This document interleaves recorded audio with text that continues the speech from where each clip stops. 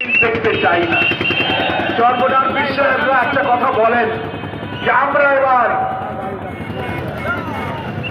পুরানো বউ নতুন কাপড় দিয়ে আমরা দেখতে চাই না। আমরা বউও নতুন আনবো, শাড়িও নতুন আনবো। কি বলেন ঠিক কিনা?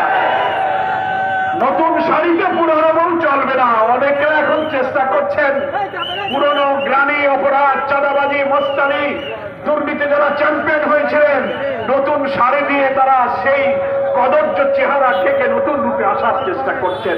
বাংলার মানুষ সেটা গ্রহণ করবে না। যুবক ছাত্রদেরকেই সেই নতুন বাংলাদেশের জন্য প্রস্তুতি নিতে হবে।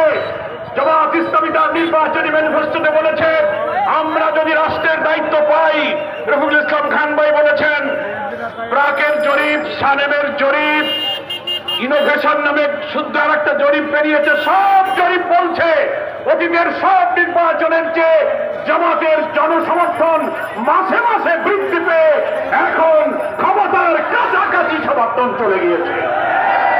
আমির জামাত বলেছেন, আমরা যদি রাষ্ট্র ক্ষমতা পাই তাহলে সেই দেশ হবে মানবিক, মানবতা, মনুষ্যত্বের জন্য সুন্দর একটা বাংলাদেশ।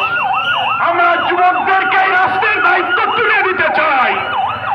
আগামী দিনে সব যুবকের কর্মসংস্থান করা, উৎপাদনমুখী কারিগরি শিক্ষার ব্যবস্থা আমরা করব।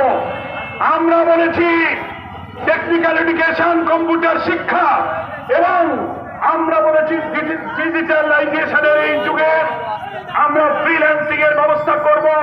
যারা কম্পিউটার বলতে পারে, শিখতে পারে, কাজ করতে পারে, বাংলাদেশে ফ্রিল্যান্সিং এর মাধ্যমে দুনিয়ার বিভিন্ন প্রতিষ্ঠানে চাকরি করে তারাও টাকা কামাই করতে পারে। বিভিন্ন টেকনিক্যাল ট্রেড আমরা শিক্ষা দেব। কোরআন সুন্নাহর বিধান, খোলাফায়ে রাশিদিনের শাসন ব্যবস্থার আদর্শ হলো রাষ্ট্রের দায়িত্ব সকলের জীবন জীবিকার ব্যবস্থা করা। হয় চাকরি দেবে, হয় কাজ দেবে, না হলে প্রত্যেককে বেকার ভাতা দিতে হবে। ইনশাআল্লাহ।